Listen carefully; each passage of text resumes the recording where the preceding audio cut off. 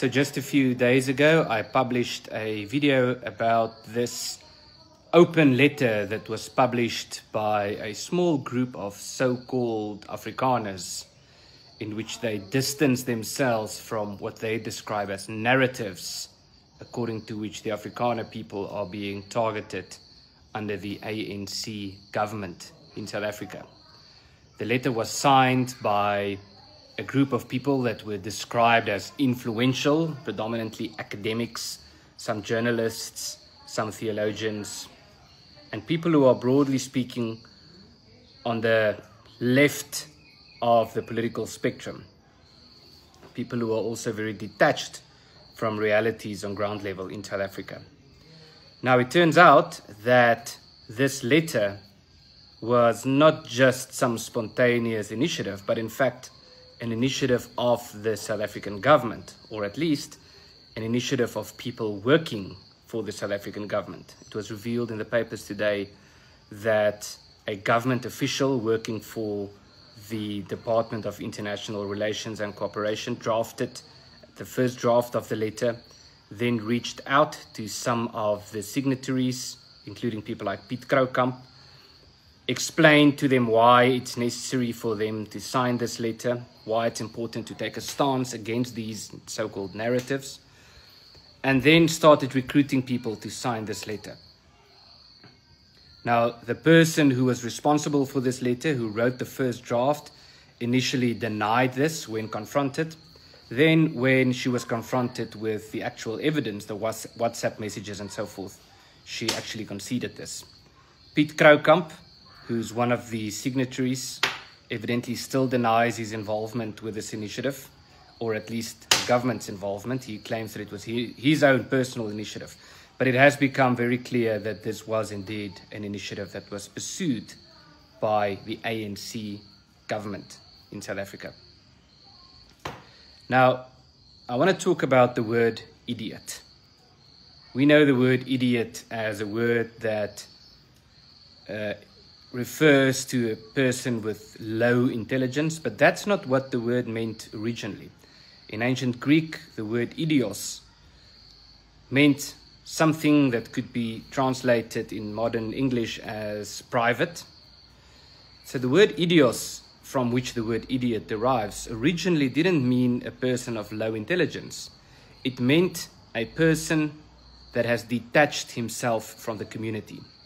The Greek view of a healthy life, or a healthy citizen, or a contributing citizen, was a person who was active in the oikia and the agora. That is to say, someone who fulfills his place in his home as a father, for example, as a husband and so forth, but also in the marketplace, where he actively participates in the activities and the tasks of the community. And so, in ancient Greek, someone who abandoned his responsibilities to his people was called an idiot. Now, in our modern translations, the word idiot has come to mean something else, but it is quite relevant to remember what the word idiot initially meant. Someone who turns his back on his own people. And now, during the Cold War, we had the term useful idiot that came to the fore. It's a term that's generally attributed to Vladimir Lenin, although there's not really evidence that it was actually Vladimir Lenin who came up with the term. But who came up with it is not relevant for this matter. What is relevant is the meaning of the term useful idiot. A useful idiot, according to contemporary political theory, is someone who seems to be uninvolved with a particular case, who appears to be at a distance, but who, with or without his consent, or with or without his explicit approval, has become something like a pawn for a broader political or ideological agenda. And so what this means, if we were to draw this back to this so-called letter, is that what we are dealing with in South Africa with these people is the quintessential useful idiots.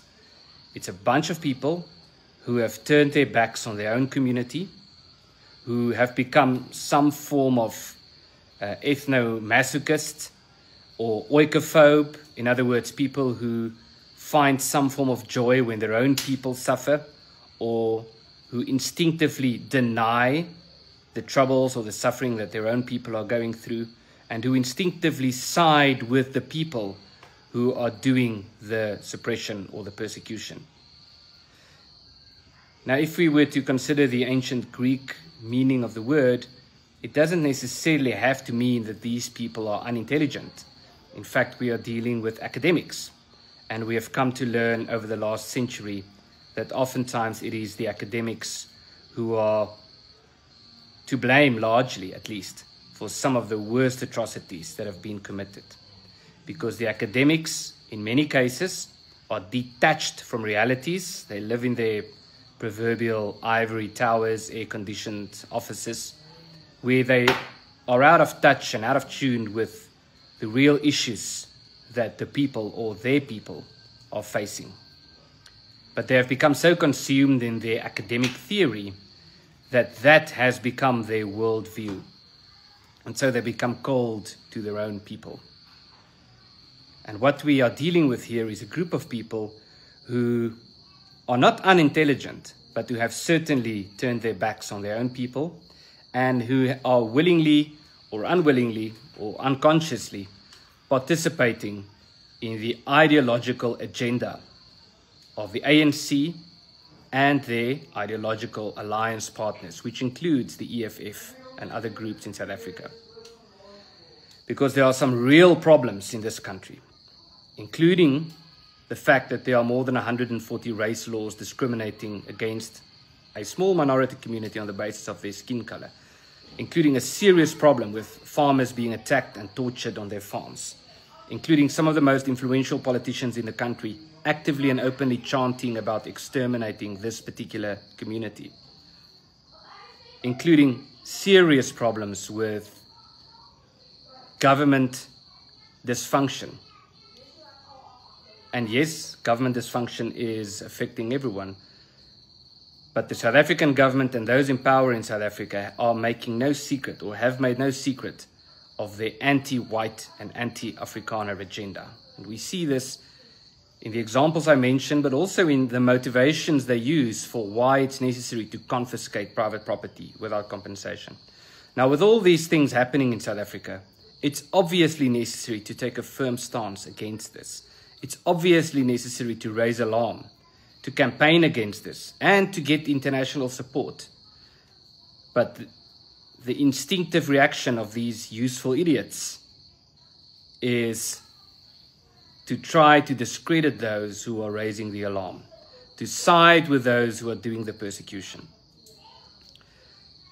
But fortunately, it is quite evident that they are a very small and a very isolated group.